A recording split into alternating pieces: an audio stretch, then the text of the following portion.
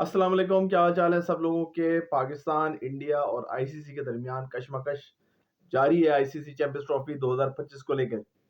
Latest खबर ये है कि पाकिस्तान ने रिप्लाई कर दिया है आईसीसी के ईमेल का, और वो रिप्लाई ये किया है कि हमें हाइब्रिड मॉडल कतई तौर पे कबूल नहीं है। बड़ी बातें हो रही थी कि पाकिस्तान क्या जवाब देगा, पाकिस्तान क्या स्टांस लेगा, पाकिस्तान क्या कर पाएगा। इंडिया बज़द है कि हम नहीं आएंगे पाकिस्तान चैंपियंस ट्रॉफी खेलने के लिए। आईसीसी बज़द है कि भाई इंडिया की बात मान ली जाए, और पाकिस्तान से रिक्वेस्ट भी मतलब, वरना तो रिक्वेस्ट करने का कोई चांस ही नहीं था ना। उसका पाकिस्तान को इन्फॉर्म करने का क्या मतलब है कि वो इंडिया की बात मान रहा है। क्यों मान रहा है ये हम पहले ही जानते हैं कि 80% रेवेन्यू इंडिया से आ रहा है। अब पाकिस्तान ने इसका फॉर्मली रिप्लाई कर दिया है एज पर न्यूज कि भाई आईसीसी वालों, हाइब्रिड मॉडल हमें कबूल नहीं है। अब इसके रिpercussions क्या हो सकते हैं, क्या आईसीसी कर सकता है, क्या इंडिया कर सकता है, आज इस पे बात कर लेंगे थोड़ी सी। तो इस पे दो तीन चीजें हैं जो बड़ी अजीब सी हैं। वो ये है कि जब साइन हुआ था कॉन्ट्रैक्ट, जब बजट अप्रूव हुआ था, उसमें हाइब्रिड मॉडल का बजट भी शामिल था। उस वक्त पीसीबी ने क्यों नहीं आवाज उठाई, नंबर वन। नंबर टू, अगर पीसीबी अब ये बात कर रहा है तो पीसीबी 6 महीने पहले भी तो इनको बोल सकता था कि हाइब्रिड मॉडल एक्सेप्टेबल नहीं है। अगली बात अगर सोचें तो इंडिया को भी चाहिए था कि पहले अपना स्टांस क्लियर करता।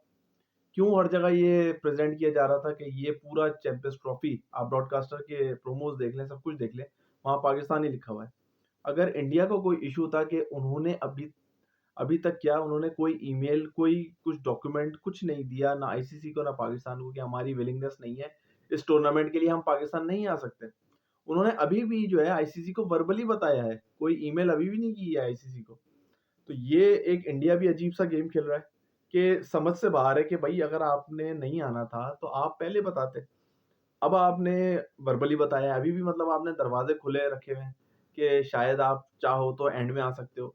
अच्छा, पाकिस्तान अब क्या करेगा? पाकिस्तान को करना क्या चाहिए कि अपना ऑप्शन देखे कि भाई वो कहाँ से सबसे ज्यादा फायदा उठा सकता है। नंबर वन, क्या हम इंडिया को बाहर करने का कोई ऑप्शन है? क्या श्रीलंका को इंडिया की रिप्लेसमेंट में लाया जा सकता है? और क्या आईसीसी इसके ऊपर मानेगा? एक तो ये ऑप्शन है। दूसरा ऑप्शन ये है कि हाइब्रिड मॉडल को एक्सेप्ट कर लिया जाए और पाकिस्तान इस बात पे अड़ जाए कि हाइब्रिड मॉडल हम मान लेते हैं, इंडिया से ग्रुप में हम नहीं खेलेंगे। इंडिया का जो ग्रुप होगा वो बिल्कुल सेपरेट होगा, पाकिस्तान का ग्रुप सेपरेट होगा। पाकिस्तान अपने सारे मैच पाकिस्तान में खेलेगा, इंडिया अपने सारे मैच दुबई में खेल ले, यूएई में खेल ले, जहां उसका दिल चाहे खेल ले। और पाकिस्तान इंडिया से मैच नहीं खेलेगा।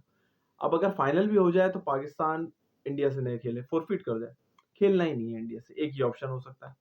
तीसरा ऑप्शन ये हो सकता है कि पूरी चैंपियंस ट्रॉफी आईसीसी को दे, जाओ जहाँ पे करा लो भाई, जिस जगह कराना है करा लो। न्यूज ये आ रही है कि आईसीसी गौर कर रहा है साउथ अफ्रीका के ऊपर, क्योंकि चैंपियंस ट्रॉफी आपको याद है 2009 में भी साउथ अफ्रीका में हुई थी। तो एक अच्छा ऑप्शन है आईसीसी के लिए कि एक कॉस्ट इफेक्टिव ऑप्शन है, और वहां पे टीमें आसानी से जा सकती हैं। और उसमें अगर आईसीसी पूरा टूर्नामेंट ही ले जाता है साउथ अफ्रीका, तो उसमें फिर पाकिस्तान के पास फिर दो ऑप्शन है कि पाकिस्तान चैंपियंस ट्रॉफी का पार्ट रहे और वही इंडिया से फोरफीट करे। नंबर दो, कि भाई चैंपियंस ट्रॉफी का ही बाइकआउट कर दे कि जाओ हम नहीं खेलते। अब ये कुछ चीजें हैं जो पाकिस्तान क्रिकेट बोर्ड को सोचनी पड़ेगी, क्योंकि अगर सख्त फैसले करने हैं तो उसके फिर रिजल्ट्स भी या रिपरकशंस भी सख्त आ सकते हैं। उसके लिए हमेशा से तैयार रहना चाहिए। और शायद मोहसिन नकवी साहब को ये अंदाजा भी है कि ये इतना आसान काम नहीं है जितना दिख रहा है। और अब जब नवंबर की बात आ गई है तो ज्यादा टाइम बचा नहीं, दिसंबर जैन फेब में तो टूर्नामेंट है। उस पे अब आईसीसी को भी सोचना पड़ेगा कि क्या वो इतनी जल्दी साउथ अफ्रीका जा सकता है। क्या पाकिस्तान ने जो काम करा लिया स्टेडियम में, उसके डैमेजेस आईसीसी भरेगा? क्या बीसीसीआई वो डैमेजेस भरेगा? किस तरीके से चैंपियंस ट्रॉफी आगे चलेगी, ये इन बड़ों को बैठना पड़ेगा। अब गवर्नमेंट का मामला आ चुका है, पाकिस्तानी गवर्नमेंट भी सख्त स्टांस अपनाए हुए, इंडियन गवर्नमेंट भी सख्त स्टांस अपनाए हुए। आईसीसी को एक लीडर के तौर पे रोल पेश करना पड़ेगा और इंडिया को मजबूर करना चाहिए। ये मेरा अपना जाती ओपिनियन है, क्योंकि अगर आप 96 का वर्ल्ड कप देखो, जब श्रीलंका टीमें नहीं जा रही थी, तब कीनिया नहीं, सॉरी, ऑस्ट्रेलिया नहीं गया श्रीलंका खेलने, तो उसके मैचेस के पॉइंट जो है श्रीलंका को दिए गए। 2003 में जब टीमें कीनिया नहीं गई, तो इंग्लैंड का पॉइंट काट के कीनिया को दिए गए। तो हम ये मॉडल क्यों नहीं अपना सकते? अगर इंडिया नहीं आना चाहता या इंडिया पाकिस्तान में कोई मैच नहीं खेलना चाहता, तो या तो आप उनको पूरा ही रिप्लेस कर दो, या उनके फिर पॉइंट्स डिडक्ट करो या कुछ तो करो, मतलब इंडिया को कुछ तो इस पे पेनल्टी लगनी चाहिए ना।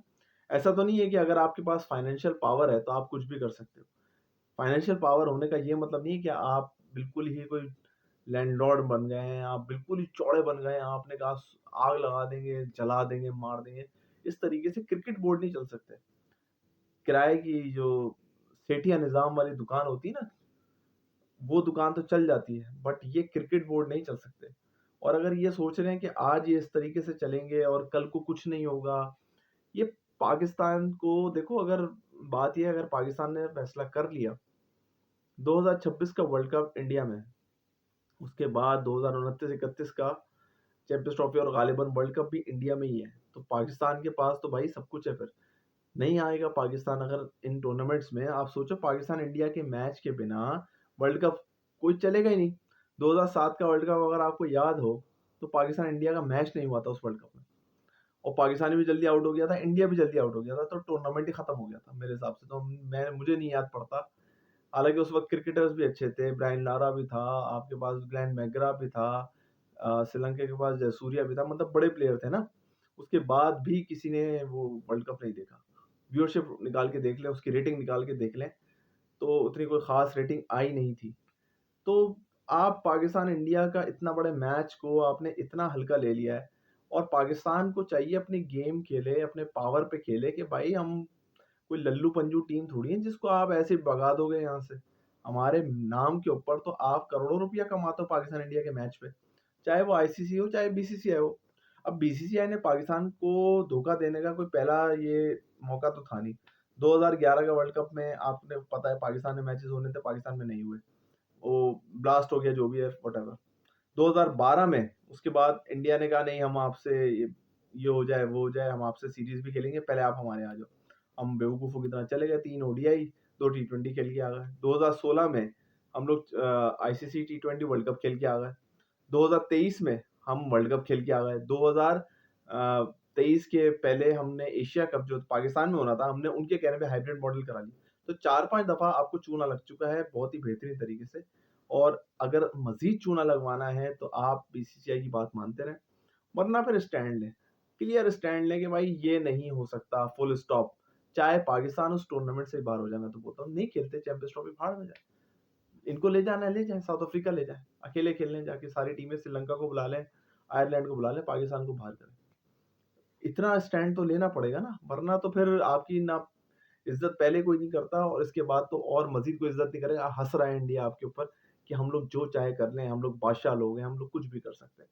और वो देखो, एक जब गुरूर आ जाता है तो फिर दिमाग पे चढ़ने लगती है चीज़ें, और वही चीज़ आज इंडिया के और बीसीसीआई के साथ हो रही है कि उसको। और इस पे राहत इंदौरी साहब का एक शेर याद आ गया है, लगेगी आग तो आएंगे सभी मकान जद में, यहाँ पे सिर्फ हमारा मकान थोड़ी है, जो आज साहिब मसनद हैं वो कल नहीं होंगे, किराएदार हैं कोई ज़ाती मकान थोड़ी है। सब लोग अपना ख्याल रखें और जय शाह को थोड़ी अकल दें। अल्लाह हाफिज़।